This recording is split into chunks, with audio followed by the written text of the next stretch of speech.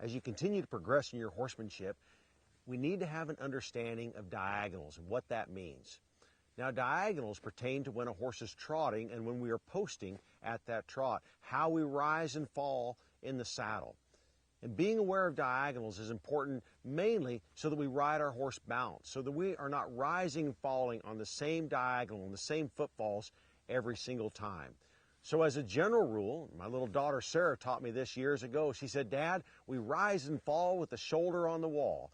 And that's a pretty good rule of thumb. So if I'm traveling along the rail to the left, when my horse's right shoulder, the one closest to the wall or fence, is forward, my butt is going to be in the air. And if I go through the middle and change directions, I'm going to sit down one stride and get on the other diagonal. So if I'm going around to the right, when my horse's left shoulder is forward, then my butt is in the air. Now this will help keep our horse balanced, and it'll help especially when we start asking our horse to canter or lope off, and just keep our horse, as far as his muscular system is concerned, keep it balanced in the fact that we're not building up one side and causing one side to be a little bit weaker. It's all about balance. Now to change from one diagonal to the other, it happens very quickly. As I ride my horse around the arena, this is Wiz here, and as I trot through the middle, you watch just one stride as I come through the middle, I just skip a beat. I just sit down for that one stride. Now, if you're just getting started on this, you're going to think about it, and you can't hardly think about it fast enough. If you think about it, then you've probably sat down for 2 strides and you're too late. If you're not quite sure what diagonal you're on, just take a look down at your horse's shoulder. See when that outside shoulder is reaching forward, and then see if you can't get your butt in the air at that stride. And it happens again pretty quickly. It's up, down, up, down, up, down, rise and fall with the shoulder on the wall.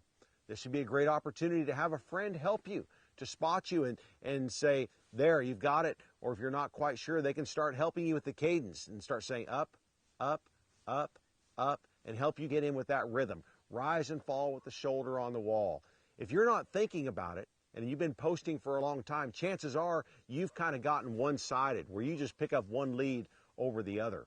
Now, I went a lot of years thinking I understood what diagonal I was on, but I really didn't. I was just getting the same diagonal every time, no matter which way my horse was going. Finally, someone pointed out to me what was happening, so I made a diligent effort to start figuring it out.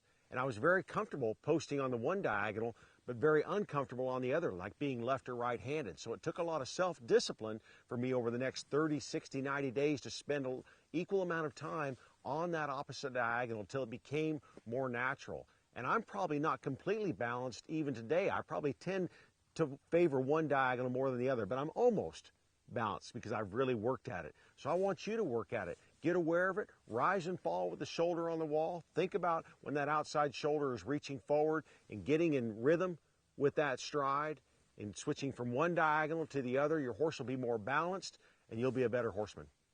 And we're really talking about helping our horse physically, because if you're on the same diagonal all the time, that means you're coming down on that same stride, on that same side.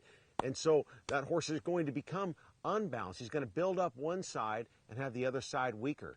But if we will spend some time, if we're going to the right, being on the right diagonal, if we're going on the left, being on the left diagonal, then we'll create that balance that we're looking for, and you'll find that it'll help you as you start doing more canter departures and wanting to pick up your left lead and right lead, because you've helped that horse physically stay equal on both sides.